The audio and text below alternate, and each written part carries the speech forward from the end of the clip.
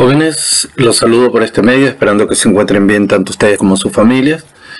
En esta nueva entrega vamos a estudiar los sistemas planetarios, que corresponde a las teorías geocéntricas, específicamente las teorías geocéntricas, que corresponde a la guía 2.7 de estudio de trabajo de física de segundo medio. Los objetivos de esta guía va a ser conocer los principales modelos del universo en la antigüedad y hasta la Edad Media, y comprender cómo se realizaban las observaciones en la antigüedad. El objetivo de aprendizaje va a ser demostrar que comprenden que el conocimiento del universo cambia y aumenta a partir de las nuevas evidencias, usando modelos como el geocéntrico y el heliocéntrico, y teorías como la del Big Bang, entre otras.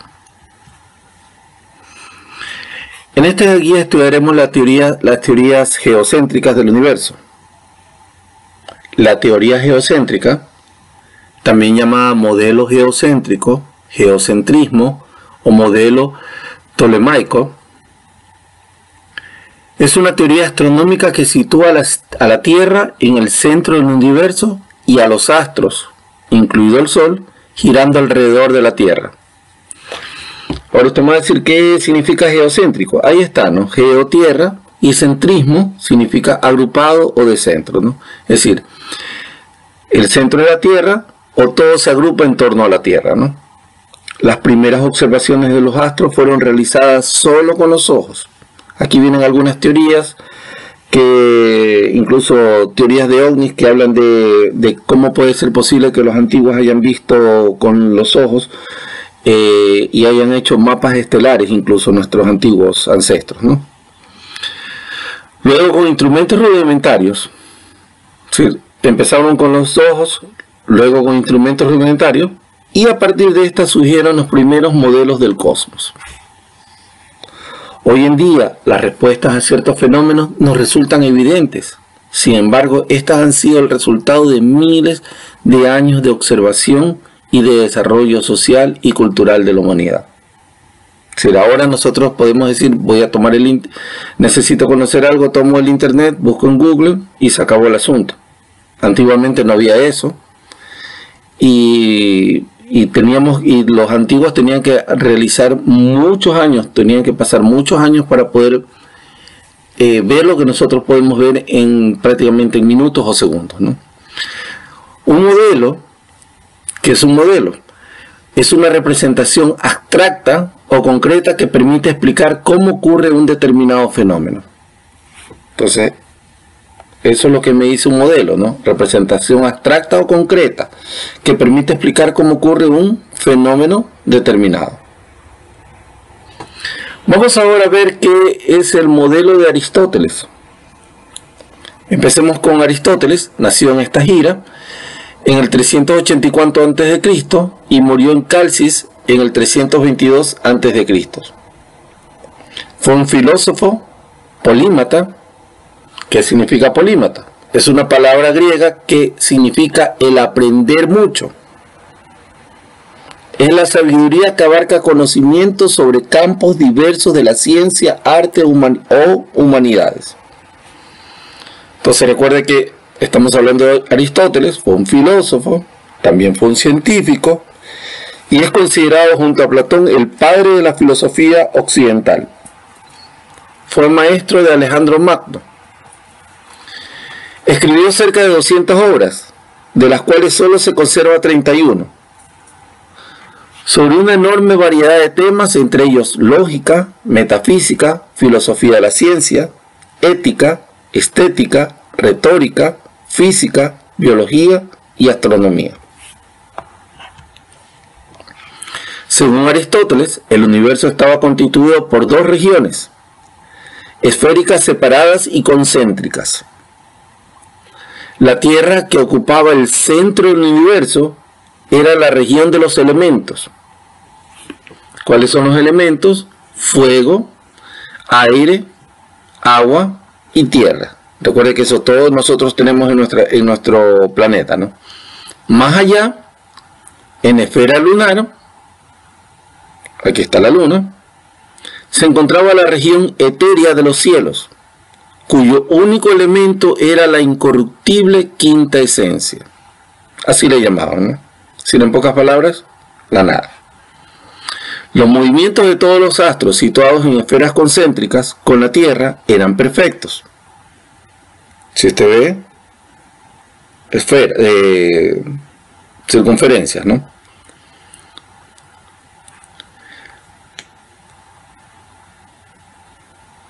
Los movimientos de todos los astros situados en esferas concéntricas con la Tierra eran perfectos, es decir, circulares, uniformes y perpetuos. ¿Cuál era la idea? Que, por ejemplo, la Luna realizaba un círculo. Esto era siempre uniforme, es decir, no había cambios, en pocas palabras, y era perpetuo. Y el universo terminaba en la esfera de estrellas. Esas estrellas eran fijas. La principal idea que introdujo Aristóteles fue que, para mantener o predecir un movimiento de un cuerpo, era necesaria una fuerza. Ahora sabemos que muchas de estas afirmaciones no son correctas, ya que procedían de la observación simplista de la naturaleza, pero estuvieron asentadas durante más de 2000 años e influenciaron el pensamiento social de diferentes épocas. Recuerden que acá no habían grandes instrumentos, de tal forma que prácticamente lo que se podía ver era lo que nosotros podíamos deducir, y en base a lo que se podía ver era la ciencia, ¿no? Vamos ahora al modelo de Ptolomeo. Claudio Ptolomeo nació en Ptolemaida, Hermia, 100 después de Cristo, y murió en Canopo en el 170 después de Cristo. Fue astrónomo, astrólogo, químico, geógrafo y matemático griego. Como divulgador de la ciencia astronómica de la antigüedad, se dedicó a la observación astronómica en Alejandría. Se cree que trabajó en la famosa biblioteca de Alejandría. Fue autor del tratado astronómico conocido como Almagesto, traducido al español como el Gran Tratado.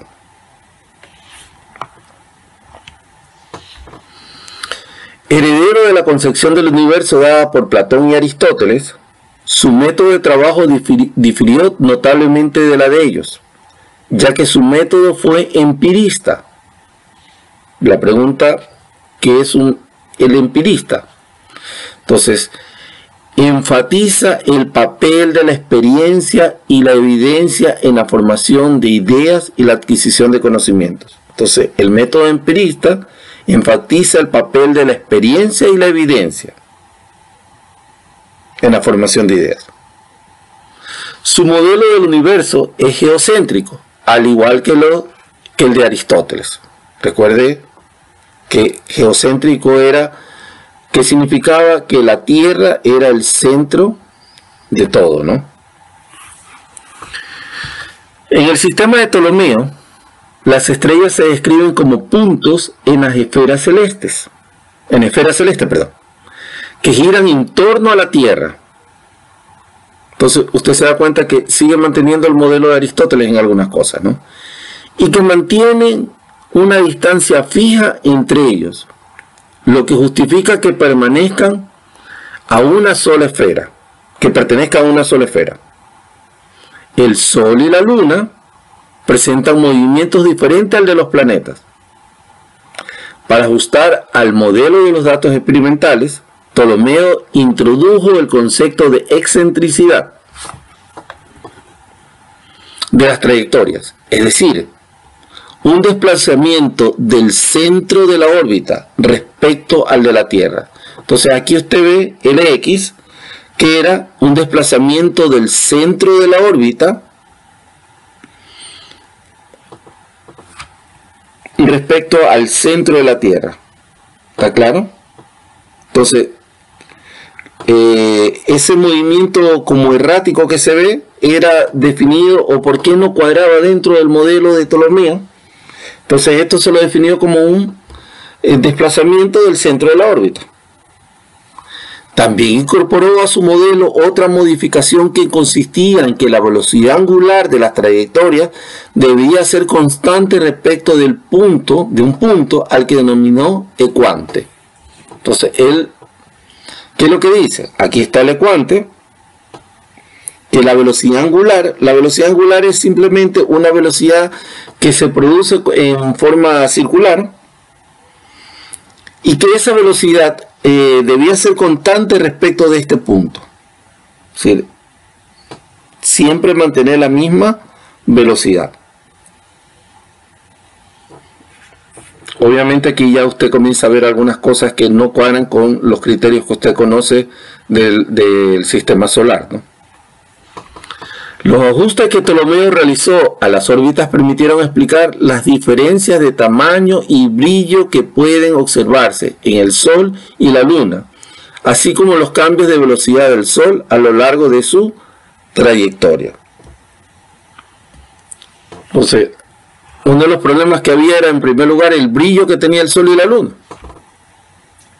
Entonces, ¿qué tuvo que hacer Ptolomeo? Hacer un ajuste para poder explicar esas diferencias de tamaño y brillo. Algo que para nosotros es muy sencillo ahora.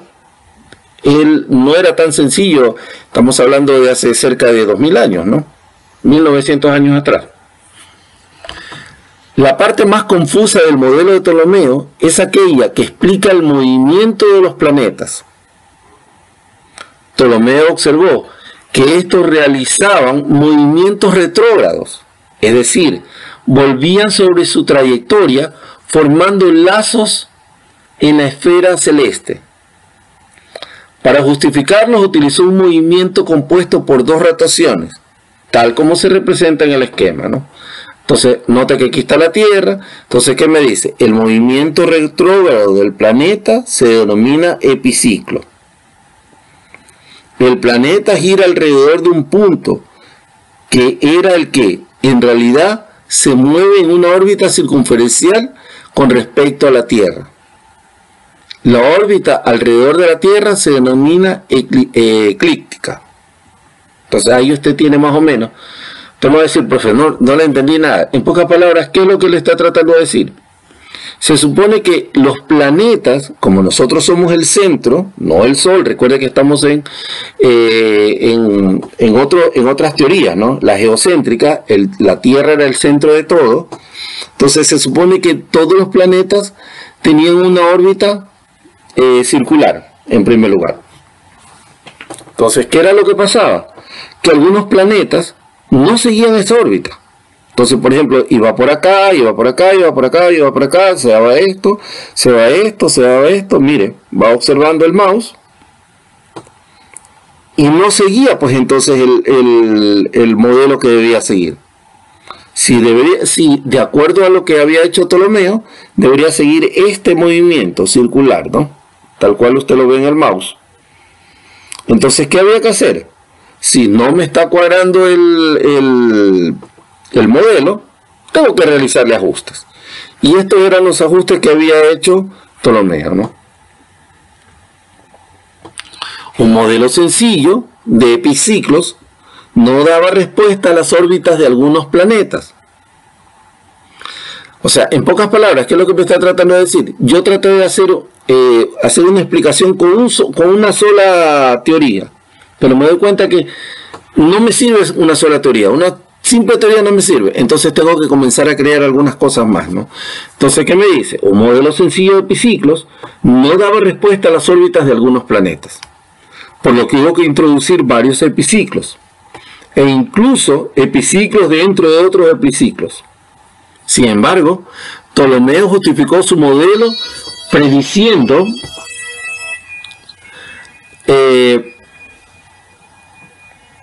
eclipses de Sol y de Luna. Es decir, esto lo hizo él tranquilamente, o sea, su modelo le daba para predecir los eclipses de Sol y de Luna,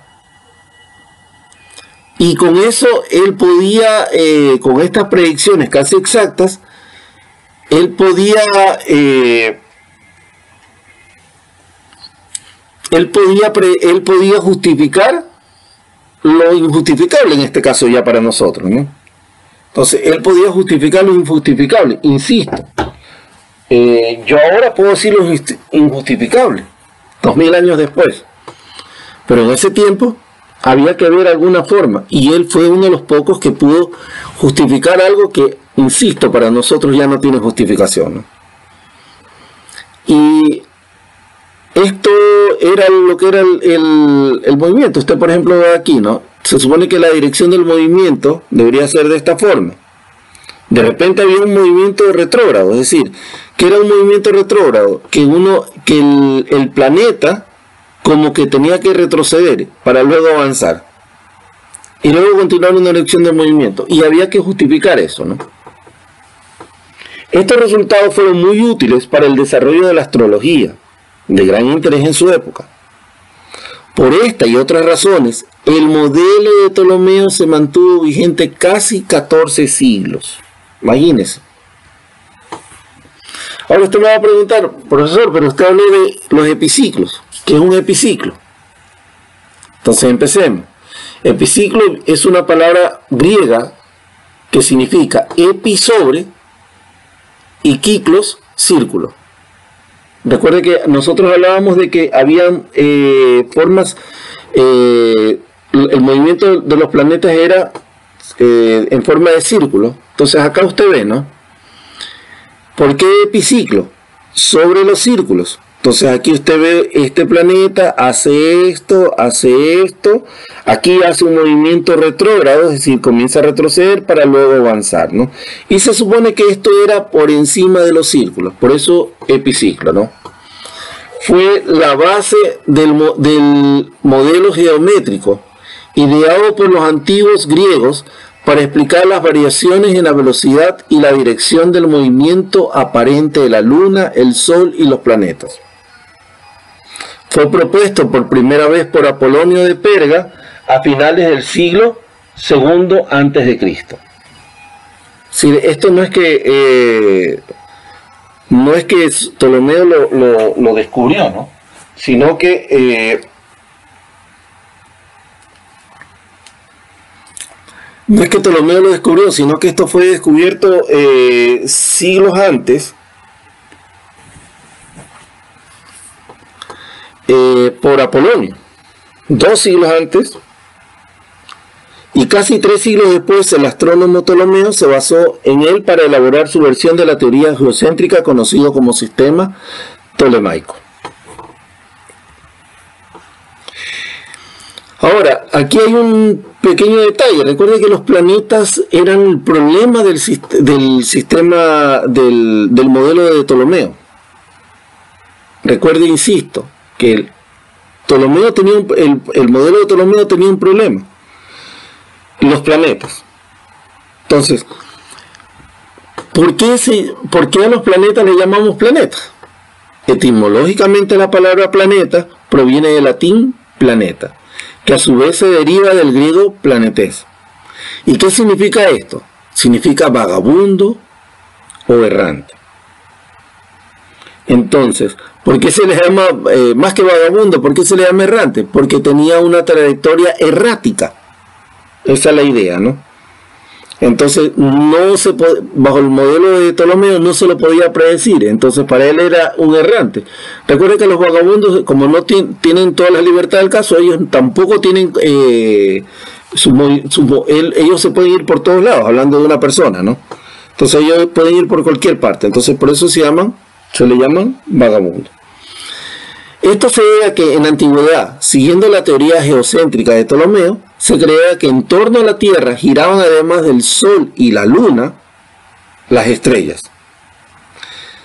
Se diferenciaban cinco: Mercurio, Venus, Marte, Júpiter y Saturno, descritas como planetas, recuerde que errantes por errático, por carecer de una trayectoria cíclica predecible y por desplazarse a mayor velocidad en el cielo a comparación de las estrellas. Jóvenes, esta es la teoría geocéntrica y hemos puesto de los dos principales autores. Espero que se encuentren bien. Recuerde que el trabajo que usted tiene que hacer va a ir en formulario, es decir, usted lo hace en el formulario. Recuerde que lo bueno del formulario es que usted tiene la respuesta inmediatamente, ya lo hemos hecho en actividades anteriores, y solamente tienen que enviar el trabajo a aquellos que tienen algún problema con el internet. ¿Está claro? El resto no, simplemente el resto tiene que no tiene que enviarme trabajo ni nada por el estilo, sino simplemente hacerlo del formulario.